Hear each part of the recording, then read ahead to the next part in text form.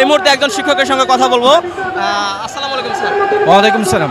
Sir, আজকে যে আপনাদের যে অবস্থান কর্মসূচি, এই যে শান্তিপূর্ণ সমাবেশে আপনারা অংশগ্রহণ করতেছেন, আপনাদের পরবর্তী পদক্ষেপগুলো কি হবে এবং আপনাদের যে দাবি দেওয়াগুলো, আপনাদের সাথে যে দীর্ঘদিন যাবত একটা বৈষম্য করা হচ্ছে, সে সম্পর্কে যদি আমাদের একটু বলতেন। আসলে হচ্ছে একজন শিক্ষক অনার্স মাস্টার্স করে যখন চাকরিতে জয়েন করে তখন তার বেতন হয় 12,000 টাকা, যা বাংলাদেশের কোথাও এরকম বৈষম্য নেই। একটা শ্রমিকও যদি সে দিনে কাজ করে 1,000 টাকা রোজ কাজ করতে পারে, মাসে 30,000 টাকা অনায়াসে পায়। কিন্তু আমরা অনার্স মাস্টার্স পাস করার পরে 12,500 টাকা বেতন আমাদের ঢুকতে হয়। সমাজে আমরা মুখ দেখাইতে পারি না, কোনো অনুষ্ঠানে আমরা যেতে পারি না, আমরা ভালো কাপড় চোপড় পরতে পারি না, আমাদের সন্তানদেরকে কাপড় চোপড় পরাইতে পারি না। আমার ব্যক্তিগত ব্যাপারে আমার ওয়াইফ 2-3 দিন যাবৎ বলতেছে বাচ্চার জন্য গেঞ্জি কেনার জন্য, কিন্তু আমার তো বেতনই হয় নাই।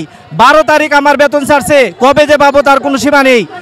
এই 12,000 টাকা তাও মাসের 1 তারিখ দেওয়া হয় না, 15 তারিখ 20 তারিখ আমরা বেতন পাই।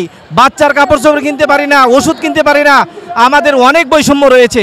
অথচ আমরা 97% এমপিওভুক্ত শিক্ষা প্রতিষ্ঠান, যা আমরা শিক্ষার কারিগর, আমাদেরকে এভাবে বৈষম্যে আমাদেরকে রেখেছে। আর 3%কে শতভাগ উৎসব ভাতা দিচ্ছে, বাড়ি ভাড়া দিচ্ছে, সমস্ত কিছু দিয়ে আমাদেরকে দিয়ে চালাচ্ছে। অতএব আমরা সরকারের কাছে জোর দাবি জানাচ্ছি যাতে বৈষম্য দূর করে অনার্স মাস্টার শিক্ষকদের মুখে এবং তাদের ফ্যামিলির মুখে হাসি ফুটাইতে পারে, সেই আশা ব্যক্ত করি।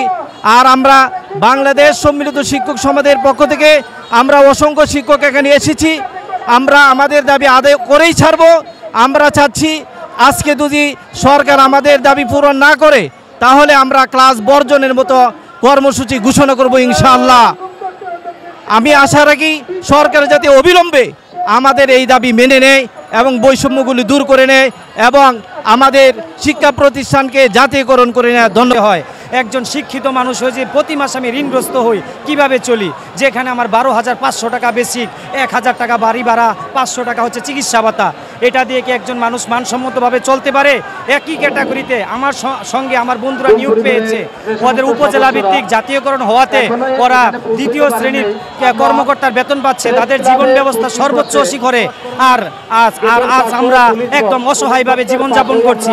তাই সরকারের কাছে এবং উপদেষ্টাদের কাছে আমার দাবি, আমাদের শিক্ষা ব্যবস্থাটা জাতীয়করণ করে আমাদের দুঃখ লাঘব হবে, আমাদের প্রতি সদয় হন, তাহলে আমরা আমাদের শিক্ষা ক্ষেত্রে গিয়ে যথাযথভাবে শিক্ষাদানে মনোযোগী হতে পারবো এবং কি শিক্ষাকে আর উন্নত শিখরে পৌঁছাতে পারবো। এটাই আমাদের দাবি। আমাদের দিকে একটু লক্ষ্য রাখুন। 1 মায়ের 2 সন্তান 2 ভাবে থাকতে পারে না। একজনকে পোলাও মাংস খাওয়াবেন, আরেকজন পানি ভাত খেতে পারবে না, নুন আনতে পান্তা ফুরায়, এটা চলতে পারে না। তাই আপনাদের কাছে অনুরোধ, আপনারা এই এমপিওভুক্ত শিক্ষকদের পাশে থাকুন, তাদেরকে সমর্থন করুন এবং বৈষম্য দূরীকরণে সহায়তা করুন। এটাই আমার অন্তঃস্থল থেকে আপনাদের কাছে অনুরোধ রইল।